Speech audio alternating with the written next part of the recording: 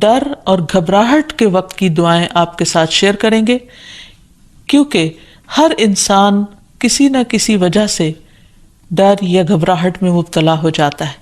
اور اب کچھ دعائیں اور تسبیحات جو انسان کو خوف سے نجات دیتی ہیں، غم سے نجات دیتی ہیں۔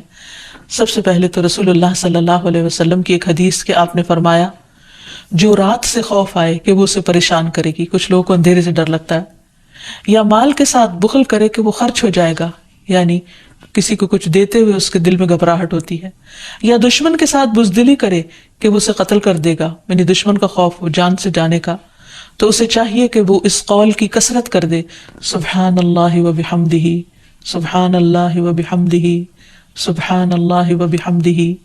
اللہ پاک ہے اور اسی کی تعریف ہے، کیونکہ یہ اللہ کے نزدیک سونے کا پہاڑ اللہ کے راستے میں خرچ کرنے سے زیادہ محبوب ہے۔ یعنی اتنی قیمتی تسبیح ہے کہ اگر ایک انسان اللہ کے راستے میں ایک پہاڑ صدقہ کرے تو اس سے بھی زیادہ اس تسبیح کا فائدہ اور اثر ہوگا۔ کتنے مختصر سے کلمات ہیں جن میں اللہ تعالیٰ کی حمد و ثنا بیان ہوئی ہے، یعنی انسان اس وقت تک ذکر اور ورد کرتا رہے جب تک کہ اس کا دل سکون میں نہ آ جائے۔ ایک اور روایت میں آتا ہے، عبداللہ ابن عمر رضی اللہ عنہ روایت کرتے ہیں کہ رسول اللہ صلی اللہ علیہ وسلم ڈر یا گھبراہٹ کے موقع پر انہیں یہ کلمات سکھایا کرتے تھے، اعوذ بکلمات اللہ التامۃ من غضبہ وشر عبادہ ومن ھمزات الشیاطین وان یحضرون۔ میں اللہ کے کامل کلمات کی پناہ میں آتا ہوں، اس کی ناراضگی سے، اس کے بندوں کی شرارتوں سے، شیطانوں کے وسوسوں سے، اور اس بات سے کہ وہ میرے پاس آئیں۔ پھر اسی طرح ڈراؤنے خواب سے بچنے کے لیے بھی نبی صلی اللہ علیہ وسلم نے یہی دعا پڑھنے کے لیے فرمایا۔ پھر اسی طرح رات کو نیند میں گھبراہٹ کی دعا، یعنی یا نیند آئے نہ، یا نیند کے اندر انسان خوف کھائے یا اسے گھبراہٹ شروع ہو جائے، تو اس کے بارے میں خالد بن ولید روایت کرتے ہیں کہ میں رات کو نیند میں گھبرا جایا کرتا تھا، پھر میں نبی صلی اللہ علیہ وسلم کے پاس حاضر ہوا تو میں نے عرض کیا، میں رات کو نیند میں ڈر جاتا ہوں تو میں اپنی تلوار اٹھا لیتا ہوں اور جو چیز سامنے آتی ہے اسے تلوار سے مار ڈالتا ہوں۔ تو رسول اللہ صلی اللہ علیہ وسلم نے فرمایا، کیا میں تمہیں وہ کلمات نہ سکھاؤں جو مجھے روح الامین نے سکھائے ہیں، یعنی جبریل امین نے؟ کہو، اعوذ بکلمات اللہ التامات التی لا یجاوزہن بر ولا فاجر من شر ما ينزل من السماء وما يعرج فيها ومن شر فتن الليل والنهار ومن كل طارق الا طارقا يترك بخير يا رحمن۔ میں اللہ کے تمام کلمات کے ذریعے پناہ مانگتا ہوں جن سے آگے نہ کوئی نیک اور نہ کوئی فاجر بڑھ سکتا ہے، ان تمام چیزوں کے شر سے جو آسمان سے اترتی ہیں اور جو آسمان کی طرف چڑھتی ہیں، اور رات اور دن کے فتنوں کے شر سے، اور رات کو ہر آنے والے کے شر سے، سوائے اس کے جو خیر کے ساتھ آئے، اے نہایت رحم کرنے والے۔ پھر اسی طرح انسان کو صبح و شام عافیت کی دعا بھی پڑھنی چاہیے۔ ابن عمر رضی اللہ عنہ کہتے ہیں کہ رسول اللہ صلی اللہ علیہ وسلم صبح و شام ان دعاؤں میں سے کسی دعا کو چھوڑتے نہیں تھے۔ اللہم انی اسألک العافیۃ فی الدنیا والآخرہ، اللہم انی اسألک العفو والعافیۃ فی دینی و دنیای و اہلی و مالی، اللہم استر عوراتی و آمن روعاتی، اللہم احفظنی من بین یدی و من خلفی و عن یمینی و عن شمالی و من فوقی و اعوذ بعظمتک ان اغتال من تحتی۔ اے اللہ، میں دنیا اور آخرت میں تجھ سے عافیت کا سوال کرتا ہوں۔ اے اللہ، میں تجھ سے اپنی دنیا اور دین، اپنے اہل خانہ اور مال کے متعلق درگزر اور عافیت کا سوال کرتا ہوں۔ اے اللہ، میرے عیوب پر پردہ ڈال دے اور خوف سے مجھے امن عطا کر دے۔ اے اللہ، آگے پیچھے، دائیں بائیں اور اوپر کی جانب سے میری حفاظت فرما، اور میں تیری عظمت سے تیری پناہ میں آتا ہوں کہ مجھے نیچے سے اچک لیا جائے، یعنی زمین میں دھسنے سے۔ تو یہ وہ خوبصورت دعائیں ہیں نبی صلی اللہ علیہ وسلم کی سکھائی ہوئی کہ جن کو پڑھنے سے انسان ہر طرح کے خوف، غم اور گھبراہٹ سے آزاد ہو سکتا ہے۔ اللہ تعالی ہمیں توفیق دے کہ ہم ان دعاؤں کو پڑھ سکیں اور ہر حال میں اپنے رب ہی کو پکاریں تاکہ وہ ہماری طرف رحمتوں کے ساتھ متوجہ ہو۔ حضرت انس سے روایت ہے، کہتے ہیں کہ میں نے رسول اللہ صلی اللہ علیہ وسلم کو فرماتے ہوئے سنا کہ اللہ تعالیٰ نے فرمایا، اے ابن آدم، تو جب تک مجھے پکارتا رہے گا اور مجھ سے امید رکھے گا، میں تجھے معاف کرتا رہوں گا جو بھی تجھ سے ہوتا رہا، اور مجھے اس کی کوئی پرواہ نہیں۔ یعنی بڑے سے بڑا گناہ معاف کرنا اللہ سبحانہ تعالیٰ کے لیے کچھ بھی مشکل نہیں۔ تو بہرحال جب انسان پر کوئی آزمائش آئے اور خصوصاً ڈر، خوف اور گھبراہٹ کا وقت ہو تو پھر انسان اللہ سبحانہ وتعالیٰ کی طرف رجوع کرے.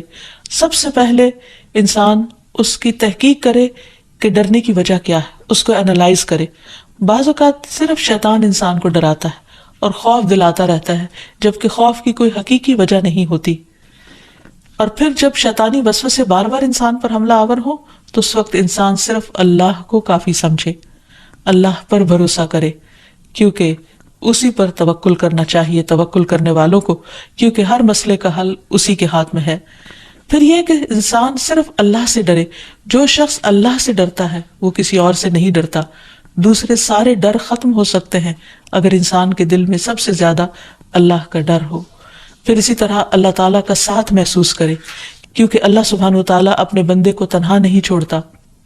نبی صلی اللہ علیہ وسلم جب ہجرت کر کے مدینہ تشریف لے جا رہے تھے اور راستے میں غار ثور میں آپ نے پناہ لی تو اس وقت آپ صلی اللہ علیہ وسلم نے حضرت ابوبکر کو یہ کہہ کر تسلی دلائی کہ لا تحزن ان اللہ معنا، غم نہ کرو، یعنی ڈرو مت، اللہ ہمارے ساتھ ہے. تو جب انسان یہ سوچ لیتا ہے کہ اللہ ہمارے ساتھ ہے تو خود بخود وہ مطمئن ہو جاتا ہے کہ مجھے اگر اللہ کی مدد حاصل ہوگی تو کوئی میرا بال بھی بیکا نہیں کر سکتا.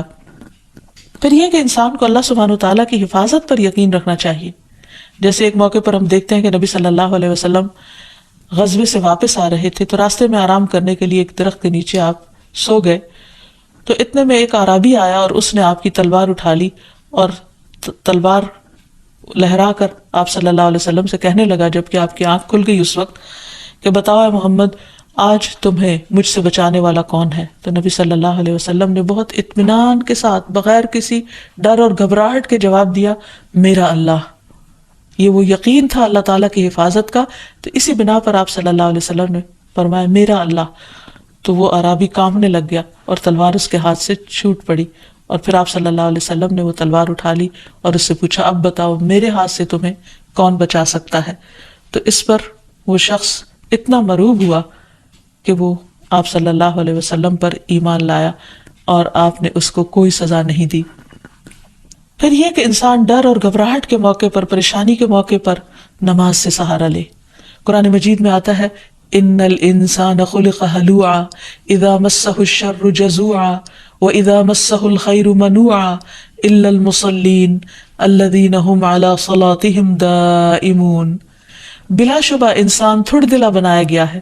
جب اسے کوئی تکلیف پہنچتی ہے تو گھبرا اٹھتا ہے، جب مال ملتا ہے تو بخیل بن جاتا ہے، سوائے نماز ادا کرنے والوں کے، وہ جو اپنی نماز پر ہمیشگی کرنے والے ہیں. تو گویا نماز کی پابندی انسان کو ڈر، خوف اور گھبراہٹ سے محفوظ رکھتی ہے.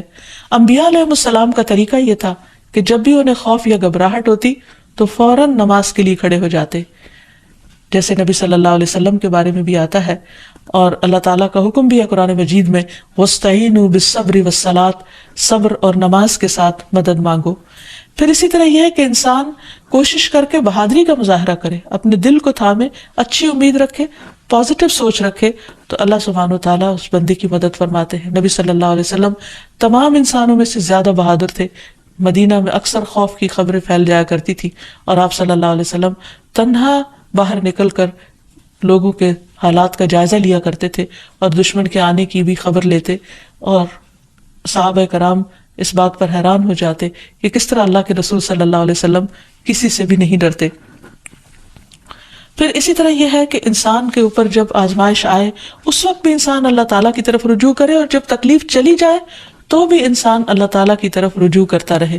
یعنی صرف مشکل وقت پہ نہ پکارے، عام حالات میں بھی انسان اللہ تعالیٰ کو پکارتا رہے.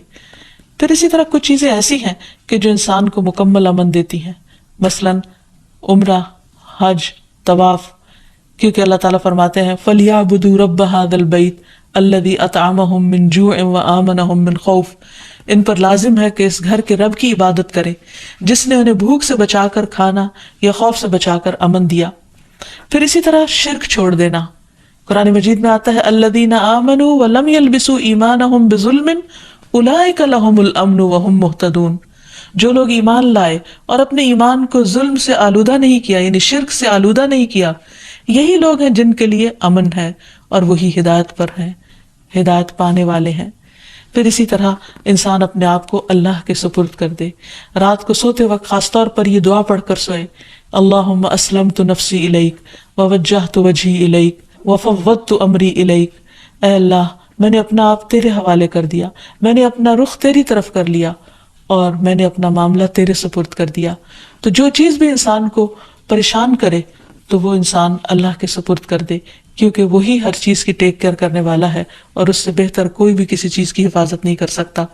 پھر اسی طرح انسان اگر چاہتا ہے کہ ہمیشہ دنیا اور آخرت میں امن میں رہے ہر خوف اور گھبراہٹ سے، تو اللہ کی طرف سے آئی ہوئی ہدایت کی پیروی کرے. آدم علیہ السلام کو اور حضرت حوا کو جب دنیا میں اتارا گیا تھا تو اس وقت اللہ سبحانہ وتعالیٰ نے انسانوں کو بتا دیا تھا اور وعدہ فرمایا تھا: قُلْنَا اهْبِطُوا مِنْهَا جَمِيعًا فَإِمَّا يَأْتِيَنَّكُم مِّنِّي هُدًى فَمَن تَبِعَ هُدَايَ فَلَا خَوْفٌ عَلَيْهِمْ وَلَا هُمْ يَحْزَنُونَ. ہم نے کہا سب کے سب اس سے اتر جاؤ، پھر اگر کبھی تمہارے پاس میری طرف سے واقعی کوئی ہدایت آ جائے تو جو میری ہدایت کی پیروی کرے گا اس پر نہ کوئی خوف ہے اور نہ وہ غمگین ہوں گے. پھر اسی طرح اللہ سبحانہ وتعالیٰ اور اس کے رسول کی اطاعت انسان کو خوف اور غم سے نجات دینے والی ہے. اللہ تعالیٰ فرماتے ہیں: یا بنی آدم اما یأتینکم رسل منکم یقصون علیکم آیاتی فمن اتقی واصلح فلا خوف علیہم ولا ہم یحزنون. اے آدم کی اولاد، اگر کبھی تمہارے پاس واقعی تم میں سے کچھ رسول آئیں جو تمہارے سامنے میری آیات بیان کریں، تو جو شخص ڈر گیا اور اس نے اصلاح کر لی تو ایسے لوگوں کے لیے نہ کوئی خوف ہوگا اور نہ وہ غمزدہ ہوں گے.